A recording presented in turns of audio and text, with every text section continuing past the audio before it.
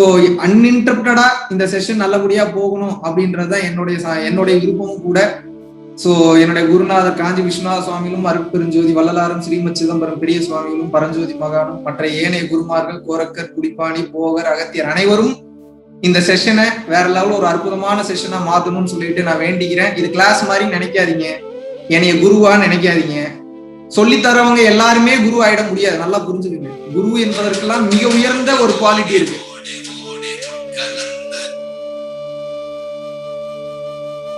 குரு என்பதற்கெல்லாம் வந்து பாத்தீங்கன்னா மிகப்பெரிய குவாலிட்டி இருக்கு, மிகப்பெரிய குவாலிட்டி.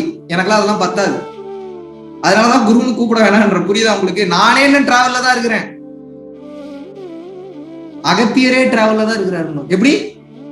அகத்தியரே என்ன டிராவல்ல தான் இருக்கிறாரு. கற்றது கைமண் அளவு, கல்லாதது உலக அளவு.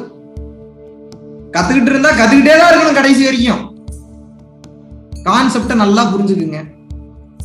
கற்றுக்கொண்டிருந்தால் இந்த உலகத்தில் கற்றுக்கொள்வதற்கு பல கோடி விஷயங்கள் உண்டு. ஆமாவா இல்லையா? Yes or no?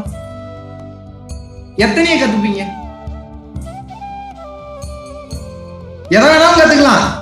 பாம்பு எப்படி பிடிக்கிறதுன்னு கத்துக்கலாம், பல்லி எப்படி பிடிக்கிறதுன்னு கத்துக்கலாம், சாப்பாடு எப்படி நல்லா சாப்பிடுறதுன்னு கத்துக்கலாம், எப்படி நல்லா சமைக்கிறதுன்னு கத்துக்கலாம், எப்படி வெளிநாட்டுக்கு போறதுன்னு கத்துக்கலாம், எப்படி நல்லா பிளைட் ஓட்டுறதுன்னு கத்துக்கலாம், எதை வேணாலும் கத்துக்கலாம். என்ன பயன் கண்டீர்கள்? இத்தனை வருஷம் கத்துக்கிட்டு இருந்தீங்க, நல்லபடியா கத்துக்கிட்டு இருந்தீங்கன்னா உங்களுக்கு எதுக்கு மகாவிஷ்ணு தேவைப்படுறான்? சொல்லுங்க, பதில் சொல்லுங்க. நீங்க ரொம்ப ப்ராப்பரா எல்லாமே கத்துக்கிட்டீங்கன்னா எதுக்கு கிளாஸ் காசு கட்டி ஏன் கிளாஸ்க்கு வரீங்க? புரிஞ்சுக்கணும், முதல்ல கான்செப்ட் புரிஞ்சுக்கணும், பேஸ் என்னன்றத புரிஞ்சுக்கணும். அப்ப இவ்வளவு நாள் நான் வாழ்ந்த வாழ்க்கையில ஏதோ ஒரு எரர் இருக்கு தானே? ஒரு எரர்ல வாழ்ந்த வாழ்க்கையே எரர் தான். ஒத்துக்கிறீங்களா இல்லையா? எத்தனை பேர் ஒத்துக்கிறீங்க? முதலில் நான் செய்தது தவறுதான்ற உணர்வு வரலன்னா உங்களால உண்மையை பார்க்கவே முடியாது. இன்னைக்கு எழுதி வச்சுக்கணும் சொல்றேன். நான் சொல்றது கொஞ்சம் சுருக்குன்னு இருக்கும், கொஞ்சம் சங்கடப்படுற மாதிரி இருக்கும். ஏன்னா இவெல்லாம் நம்மள கேள்வி கேட்கறானே வருத்தப்படுற மாதிரி தான் இருக்கும். இன்னைக்காவது அக்செப்டன்ஸ்க்குள்ள வந்துருங்க, நாசூக்கா பேசலாம். நான் கேட்கக்கூடிய கேள்விகள் எல்லாமே உங்களை கேட்கும் கேள்விகள் எல்லாம் உங்களின் மனதை கேட்கும் கேள்வி. ஏன்னா நீங்கன்றது உங்க மனசுதான். உங்க கண்ணு நீங்க கிடையாது, உங்க மூக்கு நீங்க கிடையாது, உங்க வாய் நீங்க கிடையாது. உங்க உடல், உங்க நுரையீரல், உங்கள் சதை, உங்கள் இதயம், உங்கள் சிறுநீரகப்பை எதுவுமே நீங்க கிடையாது. எல்லாமே ஒவ்வொரு பார்ட், அவ்வளவுதான். அப்ப எது நீங்க? இந்த மனம்ன்ற ஒண்ணை வச்சுதான் இந்த மொத்த உடம்பு செயல்பட்டு இருக்கு. புரியுதா புரியலையா உங்களுக்கு? புரியுது அப்படின்னா இப்படி கையை தூக்கி காட்டலாம். புரியுதுங்க அப்படின்னு கை தூக்கி காட்டலாம். நல்லா புரிஞ்சுக்கங்க, நல்ல கான்செப்ட புரிஞ்சுக்கங்க. வாழ்க்கையில ஒரு மனிதன் எதுக்காக பிறந்திருக்கான்? நிறைய கேட்டிருப்பீங்க, நிறைய புக்கு படிச்சிருப்பீங்க, புக்கு நாலேஜ் ஏகப்பட்டது இருக்கு. இன்னும் பல குருமார்களை சந்திச்சுட்டு வந்திருப்பீங்க. என்னுடைய வேலை இன்னைக்கு ஒரே வேலை தான் உங்ககிட்ட. என்ன தெரியுமா என் வேலை? உங்களை மௌனத்துல ஆழ்த்திடணும், அவ்வளவுதான் என் வேலை. ஏன் அப்படின்னா உங்களுக்கு எப்படியாவது கஷ்டப்பட்டு இந்த கிணத்துக்குள்ள தள்ளி விட்டுன்னு வைங்க, இது உங்களை கொள்ளாது. இந்த கிணறு நல்ல கிணறு, அமிர்தமான கிணறு. கிணற்றுக்குள்ள போக போக போக போக இவ்வளவு விஷயம் இருக்கான்றது கிணத்துக்குள்ள இறங்கினீங்கன்னா தான் தெரியும். வெளியிலேயே நீங்க பாத்துக்கிட்டு இருக்கீங்க, இந்த கிணத்துல பாம்பு இருக்குமா, தேல் இருக்குமா, பல்லி இருக்குமா, பூரான் இருக்குமா, இது முதல்ல நல்ல கிணறு தானா, இல்ல தண்ணி மாதிரி தெரியுதா, இல்ல தண்ணி தானா, இல்ல மாயை தானா, இல்ல பேயா பிசாசா, உள்ள இருக்கிறது என்னன்னே தெரியல. அதனால வெளியில இருந்து வேடிக்கை பார்த்துக்கிட்டே இருக்கீங்க. உங்களுக்கு தேவை ஒரே ஒரு புஷ் மட்டும்தான்.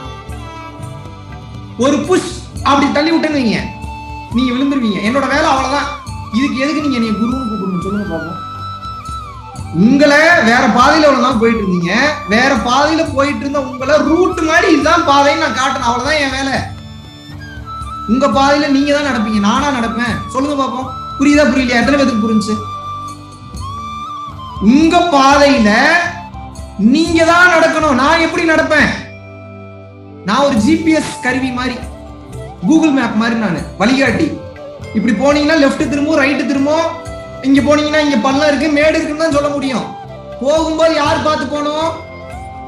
நீங்க தான் பார்த்து போகணும்.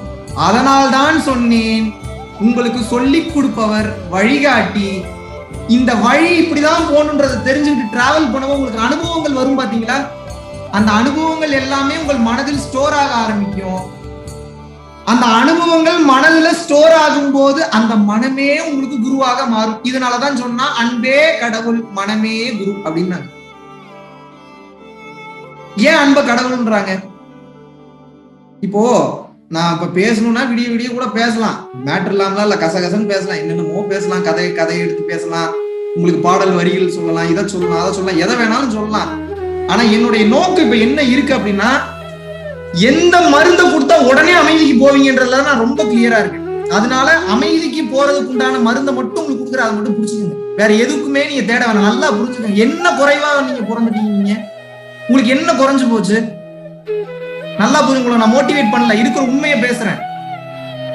மோட்டிவேஷன் பண்ணி உங்களை மனித வெடிகுண்டா மாத்தணும்ன்றது என்னோட நோக்கம் கிடையாது. இருக்கிற உண்மையை பேசுறேன். என்ன குறைவா நீங்க பிறந்துட்டீங்க, உங்களுக்கு என்ன குறைவா போச்சு, என்னோட அப்படி என்ன நீங்க குறைவா போயிட்டீங்க கேட்கணும்ல. இறைவனை கேள்வி கேட்கணும்ல. நக்கீரர் கேட்டாரு தெரியுமா? சிவபெருமானே முன்னாடி வந்து நிக்கிறாப்ல, டேய் நக்கீரா, பெண்களின் கூந்தலுக்கு இயற்கையிலேயே மனம் உண்டு அப்படிங்கிறார். யாரு? சிவபெருமான் சொல்றாப்ல.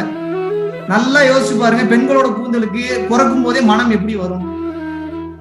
மனமே கிடையாது. நம்ம கண்ட வாசனை திரவியங்களவோ இல்ல சீயக்காயோ அரப்போ போட்டாதான் ஸ்மெல்ன்றதே வரும். அப்ப மன்னருக்கு ஒரு டவுட் ஒரு காலத்துல, அந்த காலத்துல இருந்த ஒரு பாண்டிய மன்னர் நினைக்கிறேன், சரி வேணாம் அவ்வளவு டீட்டெயிலா போனா சிம்பிளா தெரிஞ்சுக்கங்க. ஒரு மன்னருக்கு டவுட், என்ன அரசியோட கூந்தல் இவ்வளவு நறுமணமா இருக்கே, அப்ப இந்த பெண்களுக்கு இயற்கையிலேயே மனம் உண்டா இல்லையான்னு ஒரு கேள்வி. இவருக்கு பாருங்க புத்தி எப்படி வேலை செஞ்சிருக்கு. மன்னருக்கு யோசிக்கிறதுக்கு எவ்வளவோ வேலை இருக்குது, இவருக்கு மென்டாலிட்டி திங்கிங் எப்படி போயிருக்கு பாருங்க. ஆனா இதுவும் பாருங்க, இதைத்தான் நம்ம முட்டாள்தனமா நினைச்சுக்கிறோம். என்ன இந்த லூசுத்தனமா மன்னர் திங்க் பண்றாங்க, அப்படின்னா ஒண்ணும் கிடையாது. இந்த விளையாட்டே சிவபெருமானோட விளையாட்டு தான், புரிஞ்சுக்கணும். ஒரு கல்லு கூட காரணம் இல்லாம கீழே விழுகாது, ஒரு குண்டூசி கூட விழுகாது. காரணம் இன்றி காரியமே கிடையாது. எல்லாத்துக்கும் ஒரு காரணம் இருக்கு. எத்தனை பேருக்கு புரிஞ்சு? நல்லா கவனிங்க, சிம்பிளா சொல்றேன். பெண்களின் கூந்தலிற்கு இயற்கையிலேயே மனம் உண்டு அப்படின்னு சொல்லி சிவபெருமானே போராடுறாரு. நக்கீரர் என்ன சொல்றாரு? நான் கற்ற கல்வி உண்மை, நான் பெற்ற ஞானம் உண்மை, நான் படித்து வந்த பாதை உண்மை, என் சித்தர்களும் தேவர்களும் உண்மை என்றால் பெண்களின் கூந்தலிற்கு இயற்கையிலேயே மனம் கிடையாதுன்னு சண்டை கட்டி நிக்கிறாப்ல. ஒரு வெறுப்பாயிராரு சிவபெருமான். வெறுப்பாய் என்ன சொல்றாரு? நக்கீரா, நான் யார் என்று தெரிகிறதா, என்னை பார் அப்படின்னு நெற்றிக்கண்ணை திறக்கிறாரு. இவர் பாக்குறாரு கேஷுவலா, நெற்றிக்கண் திறப்பினும் குற்றம் குற்றமே. பெண்களோட கூந்தலுக்கு இயற்கையில மனம் கிடையாதுங்க. நீங்க சிவபெருமானாயிரு எவனா வேணாரு, எனக்கு அதை பத்தி கவலை இல்ல நிக்கிறார். எரிச்சிடுறாப்ல சிவபெருமான். எப்படி கோபத்துல எரிச்சிடுறாப்ல. நம்ம அப்படி நிப்போமா? கடவுளுக்கு எகைன்ஸ்டா நிப்போமா? நம்ம சிவபெருமானே சொல்லிட்டாரு, பேசாம நம்ம ஆமாங்க பெண்களின் கூந்தலுக்கு இயற்கையில் மனம் உண்டுன்னு அக்செப்ட் பண்ணி நிக்க கூடாது. எகைன்ஸ்டா நிக்கணும். உண்மைன்னு தெரிஞ்சா எவனா இருந்தாலும் எதிர்த்து நிக்கணும். மொத்த உலகமும் உங்களுக்கு எகைன்ஸ்டா இருந்தாலும் எதிர்த்து நிக்க வேண்டும். எப்படி நிக்கணும்? இப்படி நக்கீரர் நின்ன மாதிரி நிக்கணும். உடனே அந்த மன்னரே வந்து காலில் வந்து சிவபெருமான் மன்னிப்பு கேட்ட உடனே அப்புறம் சிவபெருமான் என்ன பண்றாரு? குளத்துல இருந்து அவர் உயிர் பித்து எழ வைக்கிறார். நக்கீரரை எழ வச்சுன்னு மெய் சிலிர்த்து போறாராம் சிவபெருமான். எப்படி சொல்றாரு? நானே வந்து நின்று தப்பான விஷயத்த சொன்னா கூட தப்புதான் சொல்ற தைரியம் இருந்தது பாரு. அந்த கட்ஸ் தான் அவன்கிட்ட எனக்கு பிடிச்சது. உன்னுடைய பெருமை உலகெங்கும் பேசப்படும் சொன்னார். அதனாலதானே இன்னைக்கு நான் நக்கீரரை பத்தி பேசிட்டு இருக்கிறேன். ஆமாவா இல்லையா?